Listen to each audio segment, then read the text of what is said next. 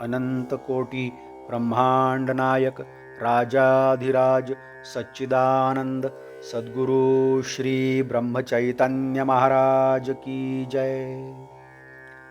श्री राम समर्थ। 27 दिसंबर। यह देखें कि भगवान का प्रेम कैसे पैदा हो। संत का दर्शन हुआ, लेकिन उनके आसपास के लोग देखें तो हमें बुरे दिखाई देते हैं। हम अस्पताल देखने के लिए गए तो वहां हमें हट्टे कट्टे लोग कैसे दिखाई देंगे। ऐसा सोचना क्या गलत नहीं है कि हमारी गृहस्थी की अड़चन संत दूर करें।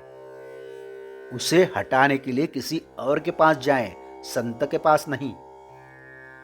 वैसे बीमारी अच्छी हो जाए इसलिए भी राम राम कहें तब भी वह व्यर्थ नहीं जाता, यह अलग बात है।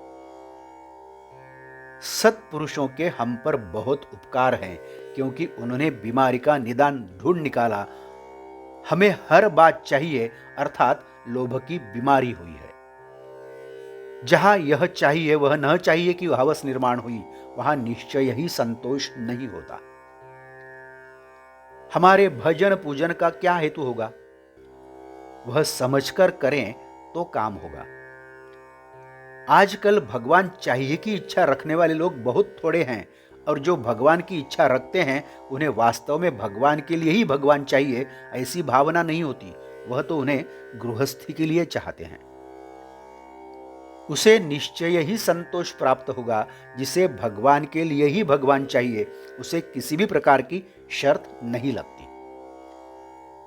उसे आयु की मर्यादा, विद्या, बुद्धि, पैसे किसी की भी शर्त नहीं होती। केवल लगन या तड़पन की आवश्यकता होती है। सचमुच परमार्थ अनुमान से जानने की बात नहीं है। हम केवल बोलते हैं, कृति नहीं करते, इसलिए हमें ऐसा लगता है कि परमार्थ हमारे बस की बात नहीं है। न करने वाला काफी बहाने बनाता है। अर्जुन को भगवान ने युद्ध में सम्मिलित होने के लिए कहा। अर्जुन जब बहाने बनाने लगा तब भगवान को दुख हुआ। देह, बुद्धि और अभिमान के कारण भगवान की आज्ञाओं के लिए बहाने खड़े होते हैं। हमें व्यवहार में बहाने बनाने की आदत हो गई है। प्रयाग में बेटी बीमार हुई तो मनुष्य तुरंत वहां जाता है, और काशी जाना हो तो कहता है अभी संयोग नहीं आया है। भगवान की आज्ञा हो तब बहाने बनाना बड़ा पाप है। किसी साहूकार से यदि कहें कि तुम अपनी सब जायदाद दे डालो तो शायद वह सब दे भी देगा, लेकिन यह सब मैंने दिया है इसकी विस्मृति नहीं होगी। जो देने को कहता है वही दाता होता है, यह वह भूल जाता है। व्यापारी को व्यापार के ही स्वप्न दिखाई देते हैं। उसी प्रकार हम जिसका सहवास करते हैं उसी से प्रेम होता है। यह देखें कि भगवान के प्रति प्रेम कैसे पैदा हो। सहवास, निश्चय या आत्मविस्मरण के कारण भगवान से प्रेम होता है। बहुत दिन तक किसी मकान में रहने से उस मकान के बारे में प्रेम उत्पन्न होता है ना। मुंबई में रहने वालों को मुंबई पसंद आती है, इसका कारण है सहवास। गांजे का पहला कश लगाते के समय कै होती है, फिर भी आदत से उससे प्रेम हो जाता है।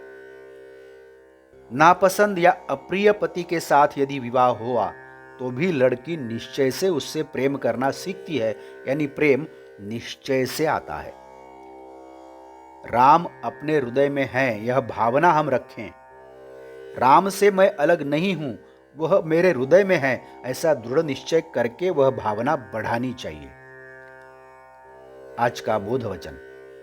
हमारा प्रेम अपने गृहस्थी या प्रपंच में लगाया है, वह राम नाम से लगाना चाहिए। जानकी जीवन स्मरण जय जय राम। नमस्कार।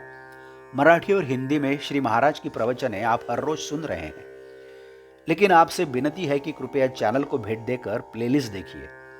प्लेलिस्ट के जरिए आप कोई भी प्रवचन अपनी सुविधा के अनुसार सुन सकते हैं। मैं फिर से एक बार आपसे कहना चाहूँगा, यदि आपने अभी तक चैनल सब्सक्राइब नहीं किया है तो कृपया सब्सक्राइब करिए, लाइक करिए, शेयर करिए, कमेंट्स दें। बेल आइकन दबाना मत भूलिए। धन्यवाद। जय जय श्री राम।